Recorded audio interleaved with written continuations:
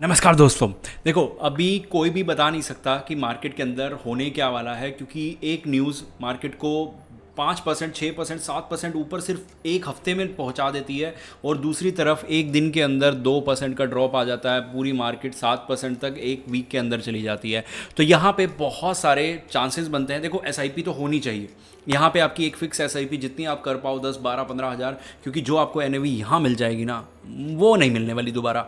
लेकिन अगर हम लमसम भी कर सकते हैं, कुछ हमारे पास अमाउंट पड़ा है, तो ये वीडियो आपके लिए बहुत सही साबित होने वाली है। क्यों? क्योंकि यहाँ पे हम आपको कुछ फंड्स के बारे में बताएंगे जो आप चीप एनएवी पे उठा सकते हो और फ़ायदा उठा सकते हो। क्योंकि देखो, जब हम वेल्थ बनाने की बात करते हैं ना, तो वेल्थ बनाने के कुछ पार्ट्स होते हैं। कैसे? 15 साल में 10% बोलूँगा, 10% हिस्सा होता है इन बड़े बड़े ड्रॉप्स का। एसआईपी तो कंटिन्यू होती रहती है, लेकिन अगर हम इसमें लमसम कर पाएंगे तो उस 10% को हम और ज़्यादा इंक्रीज़ कर पाएंगे। एग्जाम्पल के लिए, अगर आपकी इस टाइम फ्रेम पे एसआईपी चल रही है, तो आप अपनी पूरी वेल्थ क्रिएशन जर्नी में 10% जो है वो बहुत अच्छा कर रहे हो। ठीक है, अगली बार करोगे तो 20%, उससे अगली बार करोगे 30%। इस तरह से 5-6 मौके आपको मिलेंगे जहाँ 60-70% आपका काम हो जाएगा। बाकी के 10 साल मिला के आपका 20-30% की एसआईपी चलती रहनी चाहिए।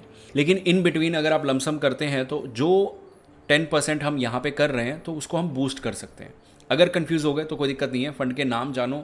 अगर आपके पास ऑलरेडी है तो इनके अंदर लमसम करो, अगर आपके पोर्टफोलियो में जगह बन सकती है तो इनको बाय करो। ठीक है, लेकिन एडवाइजरी नहीं है, सिर्फ और सिर्फ एजुकेशनल वीडियो है। आपको अच्छे लगते हैं फंड, आपको एनालिसिस समझ आता है, उसके बाद आप अपना डिसीजन खुद से या अपने एडवाइजर की हेल्प से ले सकते हैं। वीडियो के अंदर चलते हैं। यहाँ पे सबसे पहले निप्पॉन इंडिया का मिड कैप। अब मैं यहाँ पे बात करने वाला हूँ सिर्फ मिड कैप्स की। ठीक है, तो यहाँ पे एक दिन के अंदर जो 23 अप्रैल को ड्रॉप आया था, उसके अकॉर्डिंगली ऑलमोस्ट 0.7, उसके बाद का 23 को, और उसके बाद का थोड़ा सा 0.5% ड्रॉप और लगा लीजिए इनके अंदर आया है।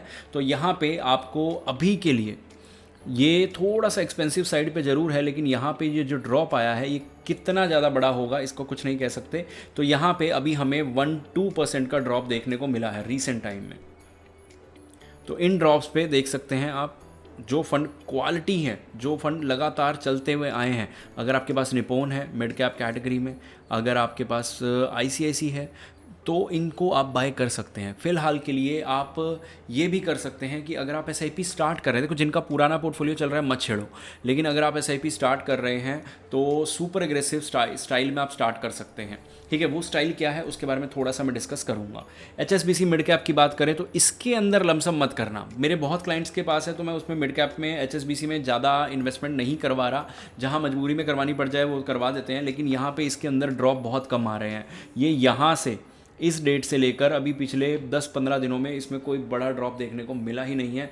डेली ये इतना सा ही क्यों ना हो उठ रहा है। तो ये बहुत ज़बरदस्त फंड है, काफ़ी बढ़िया चल रहा है और अपने कैटेगरी एवरेज को बीट कर रहा है, और लास्ट 1 मंथ में one of the best fund है रिकवरी के मामले में। तो अब बिल्कुल अगर बात करें सीरियस चीज़ों पे, तो मैंने जो बोला था कि आप सुपर एग्रेसिव स्टाइल में स्टार्ट कर सकते हैं, जिसे हम एक एक्स्ट्रा पुश स्टार्ट बोलते हैं। EP portfolio. ईपी पोर्टफोलियो का मतलब ये होता है कि हम स्टार्टिंग में थोड़ा सा एक्स्ट्रा एग्रेसिव जाते हैं, जो हमें नहीं जाना चाहिए, जिसको हम बेवकूफ़ी कैटेगरी में डालते हैं। थोड़ा सा स्टार्टिंग आप बेवकूफ़ी तरीके से कर सकते हैं कि मिड कैप और स्मॉल में थोड़ा सा एक्सपोजर बढ़ा लिया, लेकिन लास्ट में फिर आफ्टर 1 ईयर जब बुल रन आने वाला हो, स्मार्टली उसको थोड़ा सा कन्वर्ट कर दो।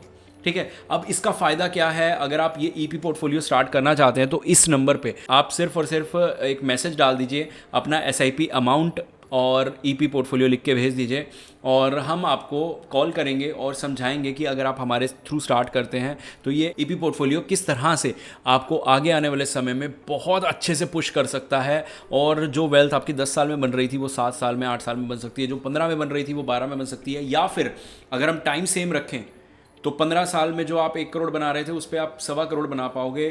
बहुत बड़ा डिफरेंस कैसे क्रिएट होगा वो हम वहीं पे कॉल पे डिस्कस कर लेंगे। बहुत सारे सवाल आपके भी होंगे और बहुत कुछ एक्सप्लेन हम भी करेंगे। तो अभी चलते हैं वीडियो के अंदर। यहाँ पे अगर मैं मोतीलाल मिड कैप की बात करूँ तो इसमें भी काफ़ी अच्छा किया है। अगर मैं ऊपर कंपेयर करूँ यहाँ पे, तो इस फंड ने लास्ट 1 मंथ में 11.5% रिटर्न दिए हैं। ठीक है, और सभी फंड ने ऑलमोस्ट इतना ही दिया है। इसने दिए हैं 12.25 रिटर्न।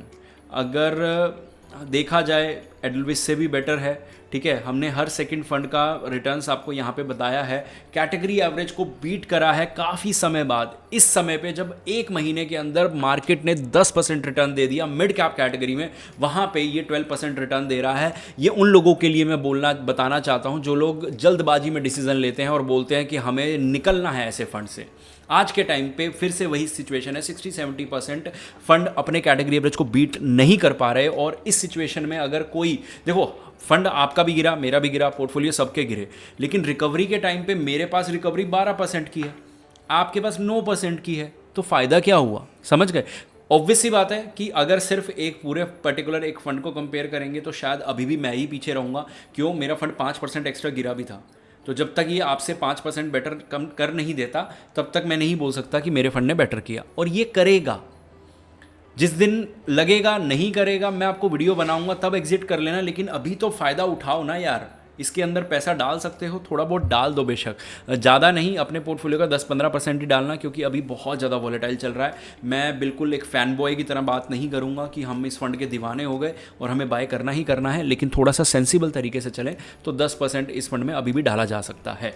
कोटक मिड कैप की अगर मैं बात करूं तो ये भी काफ़ी अच्छा फंड है। अभी इसमें भी ड्रॉप बहुत कम आया है, लेकिन बेशक बाय मत करना। मोतीलाल और सबसे अच्छा आईसीआईसी और निपॉन, जो बहुत अच्छे फंड चल भी रहे हैं, जिनके अंदर लमसम की भी अपॉर्चुनिटी है। एडल्विस के अंदर आप बाय कर सकते हो, 0.37 तक का ड्रॉप इसके अंदर भी है।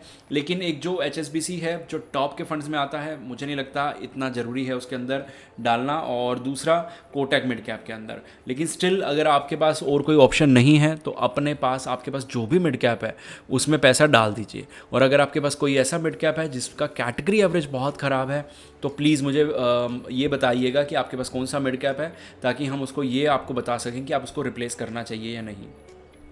तो अब रिप्लेस वाली अगर आप चाहते हैं सीरीज़ हम बनाएं तो हमें कमेंट करके ज़रूर बताइएगा, रिप्लेस लिखिएगा, जहाँ पे मैं आपको बताऊंगा कि कौन से फंड को सेल करना है अभी जो आगे नहीं चलने वाले।